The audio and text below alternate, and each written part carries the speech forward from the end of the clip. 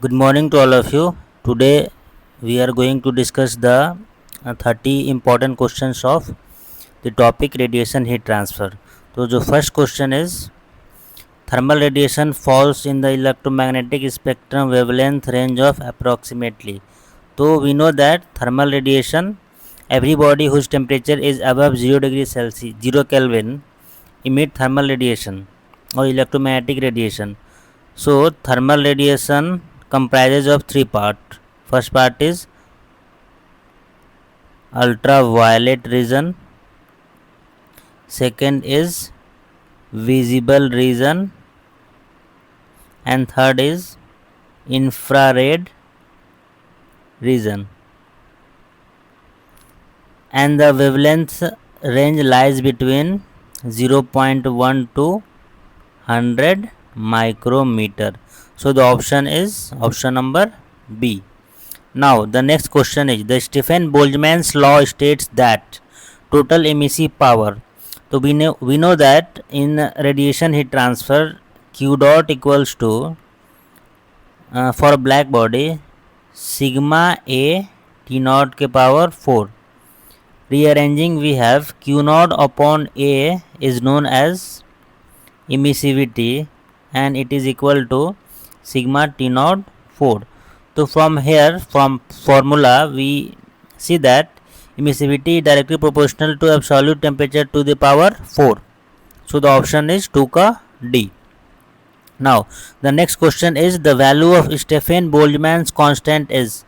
So we know that the value of Stephen Boltzmann constant is sigma equals to 5.67 into 10 to the power minus 8 watt per metre square kelvin 4.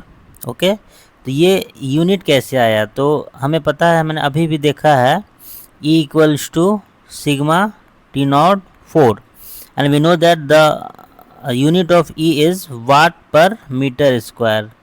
If temperature comes down here with power 4, then sigma equals to watt per meter square Kelvin 4.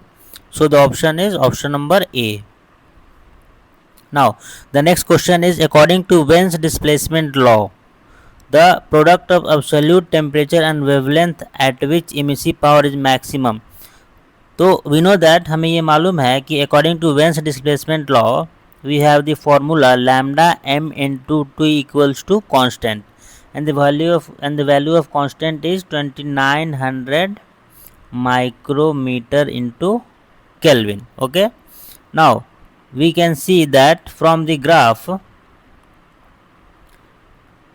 this is the graph between monochromatic wavelength and temperature. Okay, as the temperature rises, the wavelength of any monochromatic body shifted toward the minimum value, that is lambda is inversely proportional to T. So the option is option का 4 का B.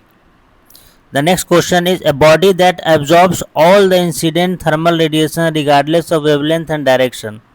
So we know that कि कोई भी body अगर completely energy को absorb कर लेता है तो उसका एब्जॉर्बिविटी होगा 1 और इस बॉडी को हम बोलते हैं black body. So the option is option 5 का C. Next question is for a black body the value of absorptivity, reflectivity and transmittivity. तो हमको पता है कि अगर किसी भी सरफेस पे कोई भी अगर रेडिएशन फॉल होता है तो वो 3 स्टेप में उसका प्रोसेस होता है. पहला होता है कि कुछ पार्ट उसका एब्जॉर्ब होगा जिसको हम बोलते हैं एब्जॉर्बिविटी, कुछ पार्ट इसका होगा रिफ्लेक्ट जिसको हम लोग बोलते हैं रिफ्लेक्टिविटी एंड कुछ पार्ट ये ट्रांसमिट करेगा जिसको बोलते हैं हम transmittivity. And by the concept we know that alpha plus rho plus tau equals to 1. Now for a black body के केस में हमें पता है कि अल्फा जो होता है वो इक्वल्स टू 1 होता है. So the remaining part is rho plus tau equals to 0. So from the option we can say that alpha equals to 1 and rho and tau equals to 0. So the option is 6 का A. Now the next question is, a grey body is defined as a surface. So by the concept of grey body we know that practically emissivity lies between 0 to 1, and those body whose emissivity is independent of wavelength is known as grey body. So the option is option number C. Next question is, Kirchhoff's law of thermal radiation states that at thermal equilibrium for a given wavelength and temperature, we know that if a body is in thermal equilibrium with its surrounding, then according to Kirchhoff's law, absorptivity is equal to emissivity. So here the option is option number A. Now the next question is, the fraction of radiation leaving surface I that strikes surface J. So let us suppose here is a surface 1 and here is a surface 2. We can denote it as surface I and surface J. If suppose that Q 12 amount of heat reaching the surface from the total Q amount of heat. So this term is known as view factor. I can explain it in Hindi. That is, अगर मान लीजिए यहाँ से 100 joule of energy निकला और सिर्फ यहाँ पे 40 पहुँचा, तो व्यू फैक्टर क्या होगा, 40/100. तो यहाँ पे जो ऑप्शन होगा वो क्या होगा, ऑप्शन नंबर C, 9 का C, सेफ फैक्टर या view factor. Now the next question is, the reciprocity relation for view factors between two surface I and J. तो रेसिप्रोसिटी फार्मूला हमें पता है, व्यू फैक्टर के केस में क्या होता है, ये होता है A1F12 बराबर A2F21. तो अगर सरफेस IJ है तो ये हो जाएगा AIFIJ इक्वल्स टू AJFJI. तो ऑप्शन इसका होगा 10 का B. Now the next question is, for an enclosure consisting of n surfaces the summation rule state that. Suppose that कि हमारे पास यहाँ दो सरफेस है, सरफेस 1 और सरफेस 2. तो व्यू फैक्टर के कंसेप्ट में हमें एक रूल्स पढ़ाया गया है जिसको हम बोलते हैं समेशन रूल. ये क्या कहता है कि F11 प्लस F12 बराबर क्या होगा 1, या F21 प्लस F22 बराबर होगा 1. तो इस केस में जो मेरा ऑप्शन है वो क्या होगा, ये हो जाएगा समेशन ऑफ Fij. ओके, ये हो जाएगा इक्वल टू 1. तो ऑप्शन होगा 11 का B. Now the next question is, the view factor from a flat or convex surface to itself. Suppose that here we have a flat surface, okay, and the radiation leaving the surface from here, but कोई भी radiation वापस surface पे नहीं आ रहा है. तो अगर हम बात करें कि कितना रेडिएशन वापस सरफेस पे आया F11, तो क्या होगा, ये हो गया 0. Similarly in case of convex surface में भी क्या होगा, अगर कोई रेडिएशन यहाँ से अपने सरफेस से निकल जाता है तो कोई भी रेडिएशन वापस उस सरफेस पे नहीं आता है. तो यहाँ पे भी F11 क्या होगा 0. तो कन्वेक्स सरफेस हो या फ्लैट सरफेस हो, दोनों के केस में view factor with respect to itself क्या हो जाता है, 0 होगा, जो कि होगा ऑप्शन C, 12 का C.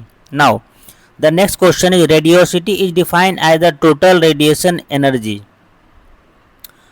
तो अगर मेरे पास यहाँ एक सरफेस है,